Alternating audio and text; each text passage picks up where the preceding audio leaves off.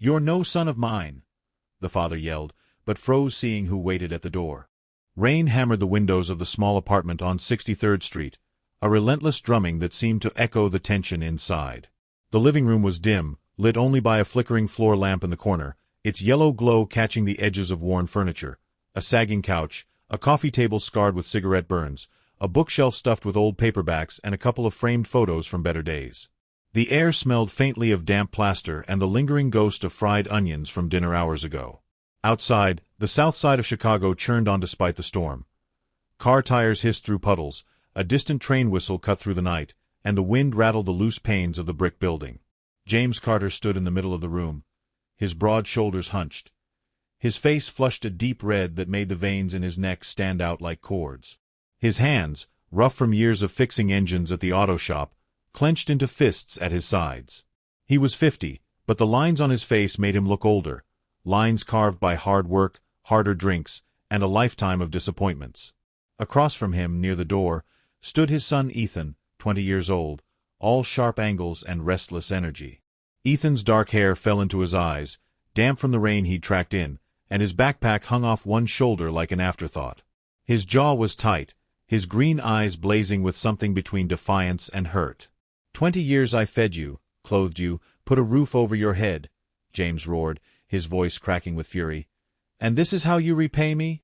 With this betrayal. He flung a hand toward the coffee table, where a crumpled envelope lay, its edges torn open. Ethan didn't look at it. He didn't need to. He knew what it was, the last straw, the $50 that had gone missing from James's wallet 2 days ago. Money James had been saving for a new set of tires. Money he swore Ethan had taken. I didn't touch your damn money, Ethan shot back, his voice low but trembling. He took a step toward the door, his sneakers squeaking on the linoleum. You never believe me. You never listen. Don't you dare talk back to me. James lunged forward, closing the gap between them in 2 strides. He grabbed Ethan's arm, his grip iron-tight, and yanked him toward the door. You think you can just do whatever you want under my roof? You're no son of mine. Not anymore. With a shove, he propelled Ethan into the hall, the boy stumbling against the wall. The door slammed shut behind him, the sound reverberating through the narrow corridor like a gunshot. Ethan stood there for a moment, breathing hard, his chest rising and falling as the rain outside seemed to grow louder, a steady roar that drowned out the thudding of his heart. The hallway was cold, the fluorescent light overhead buzzing faintly, casting harsh shadows on the peeling paint. He adjusted his backpack, his fingers brushing the frayed strap, and muttered under his breath, Fine. Screw you too. He turned toward the stairs, each step creaking under his weight, the dampness of his clothes clinging to his skin. He was halfway down when he stopped, his hand gripping the chipped railing. He'd meant to keep going, to storm out into the night and figure things out later, but something made him glance back. Instinct, maybe, or the prickling feeling of being watched. Through the glass panel of the building's front door, blurred by streaks of rain, he saw it, a figure standing under the street lamp across the courtyard. They were tall, draped in a dark raincoat, the hood pulled low over their face. The light caught the edges of the coat, making it glisten like oil, but the face remained a shadow. Ethan's breath caught in his throat. He knew that stance, that silhouette. It tugged at some buried memory, sharp and unsettling. His stomach twisted, a mix of fear and recognition he couldn't place. Who the hell was that? And why were they here, now, of all times? He pushed through the door and stepped outside, the rain hitting him like a slap, soaking his hair and running down his neck. The courtyard was empty except for that lone figure, the wet pavement reflecting the orange glow of the street lamp. A car roared past on 63rd Street, its headlights briefly illuminating the scene before plunging it back into gloom. Ethan hesitated, then started toward the bench near the building's entrance. A rickety metal thing bolted to the ground, its paint chipped away by years of Chicago winters. He sank onto it, the cold seeping through his jeans, and let his backpack fall beside him. The rain slowed to a drizzle, pattering softly on the awning above, and for a moment he just sat there, staring at the puddles forming on the concrete. His mind drifted, unbidden, to a memory from years ago. He'd been 6, maybe 7, wobbling on a beat-up bike while James jogged alongside, one hand steadying the handlebars. "Keep pedaling, kid," James had said, his voice gruff but warm, the summer sun turning the courtyard into a golden haze. They'd laughed when Ethan finally got the hang of it, weaving circles around the cracked pavement while James clapped, a rare smile breaking through his usual scowl. That was before the fights, before the silences that stretched into days, before Ethan started feeling like a stranger in his own home. Now, sitting here in the rain, that memory felt like a punch to the gut, a reminder of what they'd lost, what he'd just walked away from. He shook his head, trying to clear it, and glanced up. The figure was still there, unmoving, like a statue carved from the night. Ethan's pulse quickened. He stood, wiping the water from his face, and took a step forward, his sneakers splashing in a puddle. "Hey!" he called, his voice hoarse, barely audible over the wind. "What do you want?" The figure didn't respond, didn't flinch. For a second, he thought about turning back, heading anywhere but here. Maybe to Mike's place a few blocks over, where he could crash on the couch and figure out his next move. But something held him in place, a pull he couldn't explain. Then the figure moved. Slowly, deliberately, they stepped out from under the street lamp and crossed the courtyard, their boots silent on the wet ground. Ethan tensed, his hands balling into fists at his sides. Up close, he could see the raincoat was old, its edges frayed, and the hood cast a deep shadow over their face. They stopped a few feet away, close enough that he could hear their breathing, steady and calm despite the storm. The air between them crackled with something heavy, something Ethan couldn't name. He opened his mouth to speak, demand answers, yell anything, but before he could, the figure reached up and pulled back the hood. The light caught her face, sharp and pale, framed by damp strands of dark hair. She was young, maybe 25, with high cheekbones and eyes that glinted like steel. Ethan's breath hitched. He knew her. Claire. The name hit him like a brick, dragging up flashes of 3 years ago, late nights at dive bars, her laugh cutting through the jukebox noise, the way she'd looked at him like he was the only person in the room. But that was before everything fell apart, before he'd walked away without a word. What was she doing here? Her lips curled into a thin, bitter smile, and when she spoke, her voice was low, edged with something dangerous. "Did you really think you could run?" she said, stepping closer, her gaze locked on his. The rain picked up again, a steady hiss against the pavement, but Ethan barely noticed. His mind raced, questions piling up faster than he could process them. Run from what? From her. From whatever had happened between them. He took a step back, his heel hitting the bench, and for a moment they just stood there, the storm swirling around them, her words hanging in the air like a challenge, or a threat. The rain had eased into a fine mist by the time Ethan stumbled away from the courtyard, his sneakers slapping against the wet pavement of 63rd Street. Claire's words echoed in his head. "Did you really think you could run?" Each syllable a needle pricking at the edges of his thoughts. He pulled his hood up, the damp fabric sticking to his forehead, and shoved his hands deep into his pockets. The south side hummed around him. A car horn blared in the distance. The faint clatter of a CTA train rattled overhead, and the air carried the sharp tang of exhaust mixed with the greasy aroma of a hot dog cart parked near the corner. He didn't look back. He couldn't. Not at her, standing there under the street lamp, her steel-gray eyes boring into him like she could see every mistake he'd ever made. He turned down a side street, the buildings closing in, rows of brick three-flats with sagging porches and windows glowing faintly behind drawn curtains. His breath fogged in the chilly air, and his mind spun, trying to piece together what Claire being here meant. 3 years ago, they'd been something. Nothing serious, he'd told himself back then, just late nights at dive bars near Wrigley Field, her teasing him over cheap beers, him crashing at her place when he couldn't face another fight with James. Then he'd left. No goodbye, no explanation, just gone. He'd figured she'd moved on, forgotten him. Clearly, he'd been wrong. A voice cut through the haze of his thoughts. "Ethan, hold up." He turned, squinting through the mist, and saw Mike jogging toward him, his red jacket zipped up to his chin. Mike was stocky, with a buzz cut and a grin that usually meant trouble, but tonight his face was serious, his breath puffing out in little clouds. They'd been friends since high school, the kind who didn't need to talk every day but always showed up when it mattered. "Man, I saw you back there," Mike said, catching up and clapping a hand on Ethan's shoulder. "What the hell was that? Who's the chick in the raincoat?" Ethan shrugged him off. his jaw tightening. Nobody. Just someone I used to know. He started walking again, faster this time, but Mike kept pace, his sneakers splashing through puddles. Used to know, huh? Didn't look like that to me. She was staring you down like you owe her something. Mike's tone was light, but his eyes were sharp, searching Ethan's face. And what's with your dad kicking you out? I heard the yelling from 2 blocks away. Ethan stopped short, turning to face him. The street lamp overhead buzzed, casting jagged shadows across Mike's face. He thinks I stole $50 from him, Ethan said, his voice bitter. 2 days ago, he left his wallet on the table, and when he checked, the cash was gone. Swears it was me. Won't even hear me out. He kicked at a loose chunk of asphalt, sending it skittering into the gutter. Same old crap, Ethan's the screw-up, Ethan's the thief. I'm done with it.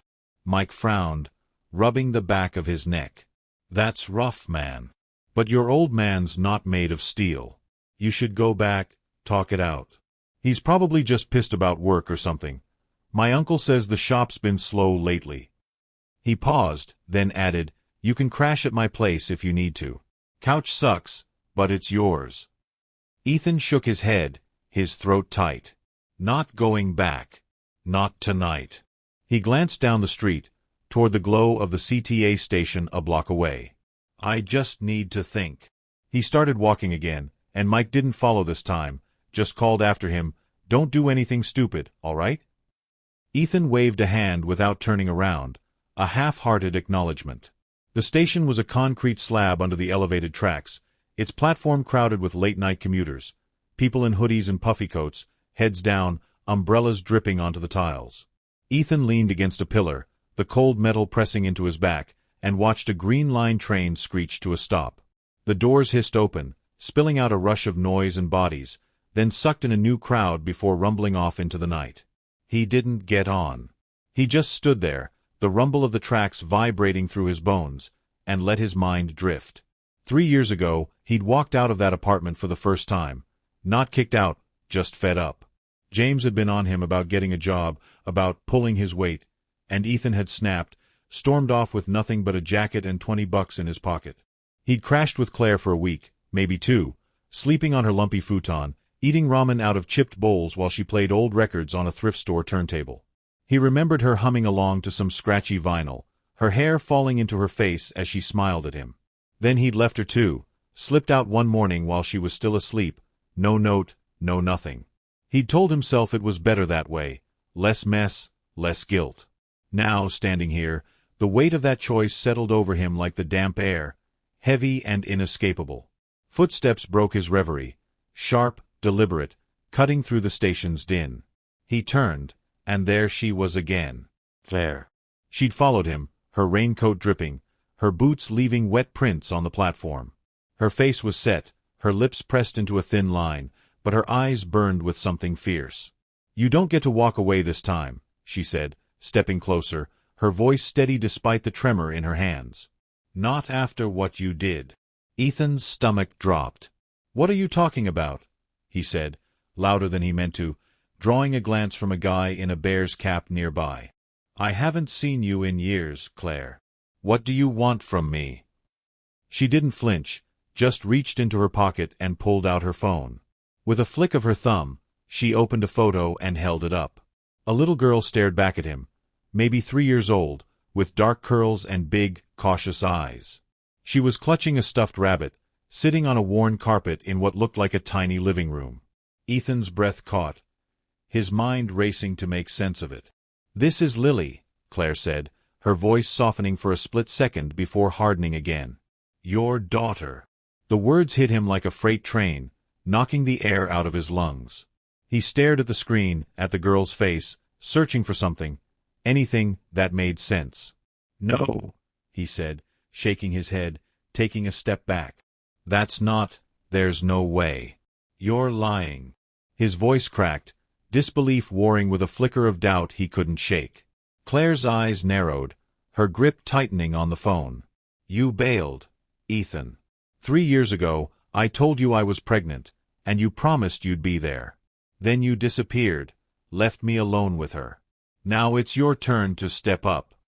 She shoved the phone back into her pocket, her hands trembling now, not from the cold but from something deeper. Anger, maybe, or pain. He opened his mouth to argue, to tell her she was wrong, that he didn't remember any of it, but the words wouldn't come. His head was a mess, memories slipping through his fingers like water. Had she told him? Had he known? The platform tilted under him, the noise of the station fading into a dull roar. Before he could respond, she turned and walked away, her boots echoing on the tiles, leaving him standing there, the mist curling around him like smoke.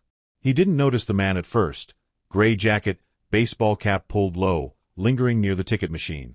The guy shifted, his phone flashing as he snapped a quick photo of Ethan, then ducked behind a pillar when Ethan glanced his way. Ethan's skin prickled, a new unease settling over him. Who was that? And why was he watching? The mist hung low over the south side, curling around the streetlights like a shroud as Ethan trudged away from the CTA station. His head buzzed with Claire's words, "Your daughter, your turn to step up," each one a weight pressing down on his chest. The photo of the little girl, Lily, lingered in his mind, her wide eyes staring out from the screen, tugging at something he couldn't name. He didn't know what to believe. Had Claire really told him she was pregnant? Had he promised her anything? 3 years ago was a blur, late nights, fights with James, a gnawing emptiness he drowned in cheap whiskey and bad decisions. He shook his head, trying to shake off the fog, but it clung to him like the damp air soaking through his hoodie. The streets grew quieter as he moved west, past shuttered storefronts and chain-link fences, the hum of 63rd Street fading into the background. His sneakers scraped against the cracked sidewalk, and the occasional car splashed through puddles, headlights slicing through the gloom. He hadn't planned to find her, not really, but his feet carried him anyway, toward Englewood, where Claire had once lived in a run-down walk-up near the tracks. Maybe she was still there. Maybe he could get answers, prove she was wrong, or figure out if she wasn't. The thought of that guy at the station, snapping his picture, gnawed at him too. Someone was watching, and he didn't like it. He stopped at a corner, the wind cutting through his thin jacket, and pulled out his phone. No bars. Great. He shoved it back into his pocket and glanced up at the street sign, Halsted and 67th. The building across the way was a squat brick thing, its windows patched with cardboard, a faded sign over the door reading, "Apartments for Rent." It looked familiar, close enough to the place he remembered. He crossed the street, the damp chill seeping into his bones, and pushed through the front door.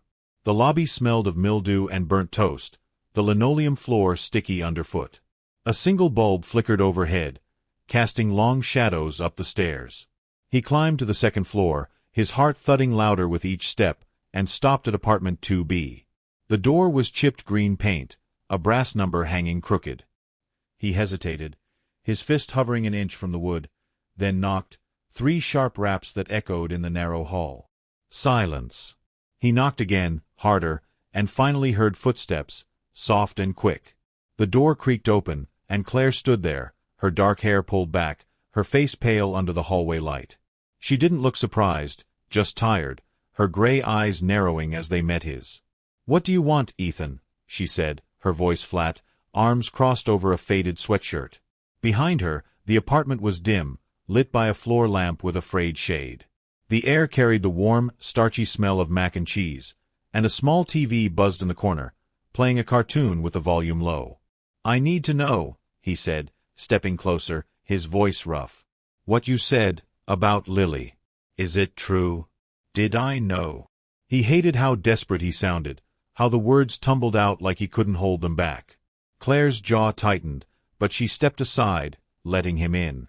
The door clicked shut behind him, and he took in the room, a sagging couch piled with blankets, a coffee table cluttered with crayons and a half-empty mug, walls covered in childish drawings taped up with care.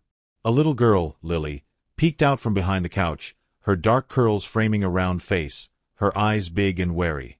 She clutched a stuffed rabbit, its ears flopping over her small hands, and ducked back when she saw him, pressing herself against Claire's leg. "She doesn't like strangers," Claire said, her tone softening as she rested a hand on Lily's head. "Sit down if you want. But don't scare her." Ethan nodded, sinking onto the edge of the couch, his hands clasped between his knees. The springs creaked under him, and he felt out of place, too big for the tiny space. Claire stayed standing, leaning against the wall, her arms still crossed. "You don't remember, do you?" she said, watching him. "3 years ago, I told you I was pregnant. It was late, past midnight, at that bar on Clark Street. You were half drunk, said you'd help, that we'd figure it out. Then you stopped answering my calls. A week later, you were gone." Her voice cracked, just for a second, before she steadied it. "My brother needed surgery. Cancer, bad. I asked you for money, anything, and you said you'd get it. He died waiting, Ethan. Because you didn't show up." He stared at the floor, the worn carpet blurring under his gaze. Fragments of that night flickered in his mind. Neon lights, the clink of bottles, her voice cutting through the noise, but it was like trying to grab smoke. I don't remember promising that," he said, his throat tight. "I was messed up back then, Claire. After I left home, I couldn't deal with anything." He looked up at her, searching her face. "But a kid? You're sure she's mine?" Claire's eyes flashed, and she stepped forward, her voice low and fierce. "She's yours. Look at her, those eyes, that stubborn chin. She's you, Ethan, whether you want her or not." She turned away, brushing a hand over her face, and for a moment, the room was quiet except for the TV's faint hum and Lily's soft breathing. Ethan glanced at the girl again, still half hidden behind the couch. She peeked out, her rabbit dangling from one hand, and he felt a pang, something sharp and unfamiliar, like recognition he didn't want to admit. He stood, pacing to the window, the glass streaked with rain. Outside, the street was empty, save for a lone figure under a street lamp, a man in a gray jacket, head down, hands in his pockets. Ethan's stomach twisted. The guy from the station. He turned back to Claire. "Someone's following me," he said, nodding toward the window. "Saw him earlier, taking pictures. You know anything about that?" She frowned, crossing to the window and peering out. "No," she said, her voice sharp. "But if you're in trouble, keep it away from us." She stepped back, her arms wrapping around herself, and Lily whimpered, tugging at her sweatshirt. Claire knelt, murmuring something soft, and the girl settled, clutching her rabbit tighter. Ethan watched them, his mind spinning. He wanted to argue, to demand more, but the weight of her words, of Lily, kept him silent. He sat again, this time on a rickety chair by the kitchen table, and ran a hand through his damp hair. The room felt smaller now, the walls closing in, and he let his gaze drift to Lily's drawings. Stick figures in bright colors, a house with a crooked roof, a sun that took up half the page. He wondered what it'd be like to be someone else, someone who didn't run, who stayed and fixed things. Someone who'd have been there for a kid like her. The thought hit him hard, a quiet ache that settled in his chest. His phone buzzed, jolting him out of it. He pulled it from his pocket, James's name on the screen. He hesitated, then answered, holding it to his ear. "What?" he said, his voice gruff. "You hid a granddaughter from me?" James's voice exploded through the line, loud enough that Claire glanced over, her brow furrowing. "Some guy just called, said he saw you with a kid." "What the hell, Ethan? After everything, you keep this from me." His words were slurred, anger mixing with something raw, hurt, maybe, or disbelief. "Dad, wait," Ethan started, but the line went dead, the dial tone cutting through the room like a blade. He stared at the phone, his hand shaking, then looked up at Claire. She was watching him, her expression unreadable, Lily clinging to her side. Outside, the man in the gray jacket shifted, pulling out his phone again, and Ethan felt the walls press in tighter, the air thick with questions he couldn't answer. The rain had stopped by the time Ethan left Claire's apartment, but the air still hung heavy with dampness, the streets of Englewood slick and glistening under the streetlights. His phone burned in his pocket, James's voice. "You hid a granddaughter from me," looping through his head like a broken record. He didn't call back. Not yet. He needed to see his dad face to face, to explain, to yell, to do something before the mess spiraled further out of control. His sneakers thudded against the pavement as he headed east, back toward 63rd Street, the South Side's familiar sounds washing over him. The low rumble of a CT bus, the chatter of a couple arguing on a stoop, the faint wail of a siren cutting through the night. He didn't notice the man in the gray jacket anymore, but the prickling on his neck told him someone was still watching, waiting. It didn't matter now. Claire's words, Lily's wary eyes, the weight of 3 years he couldn't fully recall. They all pushed him forward, past the shuttered liquor stores and the neon glow of a 24-hour diner, until the brick building on 63rd Street loomed ahead. Or what used to be. The courtyard was empty, the bench where he'd sat earlier still damp, reflecting the orange haze of the street lamp. He took the stairs 2 at a time, his breath sharp in his chest, and pounded on the apartment door. It swung open almost instantly, James filling the frame, his face a storm of red and shadow. He was in the same flannel shirt from earlier, sleeves rolled up, his graying hair mussed like he'd been running his hands through it. The smell of stale coffee and old rugs hit Ethan as he stepped inside, the door slamming shut behind him with a force that rattled the walls. "You got some nerve coming back here," James growled, his voice thick, his fists clenched at his sides. "After what I heard. A kid, Ethan? A granddaughter you didn't tell me about." Ethan dropped his backpack by the door, his own anger flaring hot and fast. "I didn't know," he shouted, stepping closer, close enough to see the veins pulsing in James's neck. "Claire just told me tonight. 3 years ago, maybe she said something, but I don't remember, okay? I was a mess back then, and you know it." His voice cracked, the words spilling out raw and jagged. "And you think I stole your $50? I didn't touch it. You never listen. You just assume I'm the screw-up every damn time." James's eyes widened, then narrowed, his chest heaving. "Don't you put this on me," he snapped, jabbing a finger at Ethan's chest. "You've been lying, sneaking around. Some guy calls me, says he's got proof you've got a family stashed away, and I'm supposed to just shrug it off? After everything I've done for you." He turned away, pacing to the coffee table, where the torn envelope still lay like an accusation. 20 years I busted my ass at that shop, and for what? So you could throw it back in my face." The room pulsed with their voices, the air thick with years of unspoken hurt. Ethan followed him, his hands balling into fists. "I'm not throwing anything. You kicked me out, called me a thief, said I wasn't your son. You think I wanted this? To be standing here screaming at you again?" He grabbed the edge of the table, his knuckles white. "I didn't know about Lily. I swear I didn't.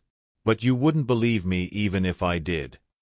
James spun back, his face inches from Ethan's, his breath sharp with a faint bite of whiskey. "Then why's some stranger calling me about my own blood? Huh? Explain that." His voice rose, shaking the thin walls, and for a moment they just stood there, glaring, the silence between them heavier than the shouts. A knock at the door broke the standoff, soft at first, then louder, insistent. James flinched, his eyes darting toward it, but Ethan moved first, crossing the room in 3 strides. He yanked it open, and there was Claire, her raincoat gone, replaced by a worn jacket, her hair damp against her shoulders. Lily stood beside her, clutching that floppy rabbit, her small face half hidden behind Claire's leg.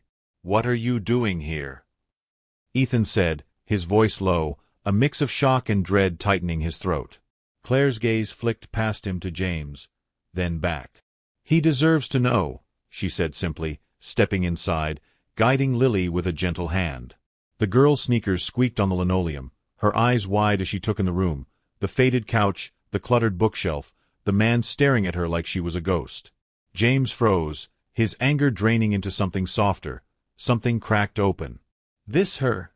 he rasped, his voice barely above a whisper. He took a step forward, then stopped, his hands hovering uselessly at his sides. Lily shrank back, pressing against Claire, and James's face crumpled, a flicker of pain crossing his weathered features. She's mine. My granddaughter." Claire nodded, her expression steady but guarded. "She's Ethan's. And yeah, that makes her yours too."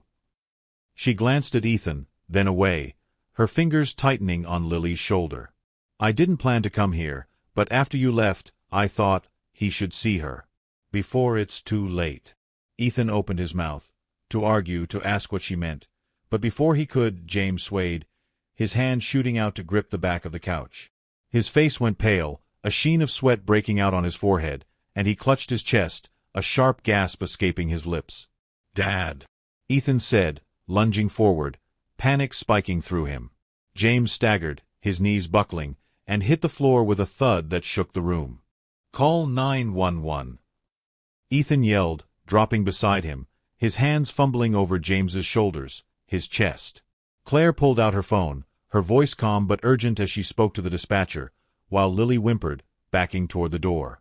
Ethan pressed his hands against James's chest, feeling the shallow rise and fall, his own breath coming in ragged bursts. "Stay with me, Dad. Come on, stay with me." James's eyes fluttered, his hand grasping weakly at Ethan's arm, and Ethan's vision blurred, tears mixing with the sweat on his face. "I didn't mean this, I'm sorry, just hold on." Sirens wailed closer, cutting through the night, and the room filled with chaos.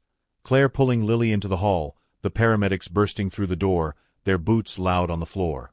They shoved Ethan aside, barking orders, oxygen mask, defibrillator, move, move, move, and he stumbled back, crashing into the coffee table, his hands shaking. The medics worked fast, their voices a blur, and James's chest heaved under their hands, his face gray against the faded rug. Ethan sank to the floor, his back against the couch, and stared at his dad, at the man who'd raised him, fought him, loved him in his own broken way. He remembered a day years ago, 10, maybe 11, James carrying him on his shoulders down Navy Pier, the lake breeze cool against their faces, the Ferris wheel spinning lazy circles overhead. They'd gotten ice cream, chocolate dripping down Ethan's chin, and James had laughed, a rare, full sound that echoed over the water. Now, that memory twisted into a knot in his gut, a plea he couldn't voice. "Don't leave me, not like this." The paramedics lifted James onto a stretcher, their movements sharp and practiced, and wheeled him out, the door banging shut behind them. Claire stood in the hall, Lily clinging to her, and Ethan followed, his legs numb, the night air hitting him like a slap as the ambulance peeled away, its lights flashing red and blue down Lakeshore Drive. He climbed in after them, the doors slamming, and sat beside the stretcher, holding James's hand. Cold, too cold, while the sirens screamed into the dark. A doctor met them at the hospital, a squat building off the highway, its halls sterile and sharp with the smell of antiseptic. They rushed James through double doors, leaving Ethan in the waiting room, the plastic chairs hard under him, the clock ticking too slow. Claire sat across from him, Lily asleep in her lap, and they didn't speak, the silence thick with everything unsaid. Hours crawled by, the night stretching thin, until a man in scrubs emerged, his face lined and tired. He stopped in front of Ethan, his voice low. "We did everything we could," he said, and Ethan's world tilted, his breath stopping as the words hung there, unanswered. The hospital waiting room was a sterile cage, its fluorescent lights buzzing overhead, casting a harsh glare on the scuffed linoleum floor. Ethan sat slumped in a plastic chair, his elbows on his knees, his hands clasped tight enough to turn his knuckles white. The doctor's words, "We did everything we could," hung in the air, a blade suspended above him, and he couldn't move, couldn't breathe, waiting for it to fall. Across from him, Claire sat with Lily curled in her lap, the girl's small chest rising and falling in sleep, her stuffed rabbit tucked under her chin. The clock on the wall ticked past 3 in the morning, each second stretching into eternity, and the air smelled of antiseptic and stale coffee from a machine down the hall. Footsteps broke the silence, soft, deliberate, the squeak of sneakers on tile. Ethan looked up, his heart lurching as a nurse approached, her scrubs wrinkled, her face calm but guarded. "He's stable," she said, and the words hit him like a rush of air, loosening the knot in his chest. It was a heart attack, but he pulled through. "He's awake now, in recovery. You can see him, but keep it short. He needs rest." She nodded toward a hallway, then turned away, her shoes fading into the hum of the hospital. Ethan exhaled, a shaky breath he hadn't known he was holding, and glanced at Claire. She met his eyes, her expression softening for the first time that night, a flicker of relief breaking through her guarded mask. "Go," she said quietly, shifting Lily in her arms. "We'll wait." He nodded, standing on legs that felt like they might give out, and followed the hallway's fluorescent trail, past beeping machines and curtained rooms, until he reached a door marked 214. James lay inside, propped up on a narrow bed, an oxygen tube looped under his nose, his face pale but alive. The room was small, the walls a dull beige, the only sound the steady beep of a monitor and the faint drip of an 4. His eyes, red-rimmed and tired, flicked to Ethan as he stepped in, and for a moment, neither of them spoke. The weight of the night, of the fight, the collapse, the years of broken trust, settled between them like a third presence in the room. "You look like hell," James rasped, his voice rough but steady, a ghost of his usual gruffness. He shifted against the pillows, wincing, and gestured to a chair by the bed. "Sit. Don't just stand there gawking." Ethan pulled the chair closer, the metal legs scraping the floor, and sank into it. "You scared the crap out of me," he said, his voice low, cracking on the edges. I thought you were gone." He rubbed a hand over his face, the stubble on his jaw rough against his palm, and let out a shaky laugh. "Don't do that again, all right?" James snorted, a weak sound that turned into a cough. "Not planning to." He paused, his gaze drifting to the window, where the first gray light of dawn crept through the blinds. "That girl, Lily. She's really yours." His voice was quieter now, less accusation, more wonder, and Ethan nodded, the truth settling into him like a stone. "Yeah," he said, leaning forward, his hands clasped again. "Claire says so, and I see it. Her eyes, maybe. I didn't know, Dad.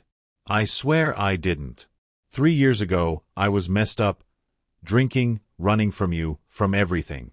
If she told me, I don't remember."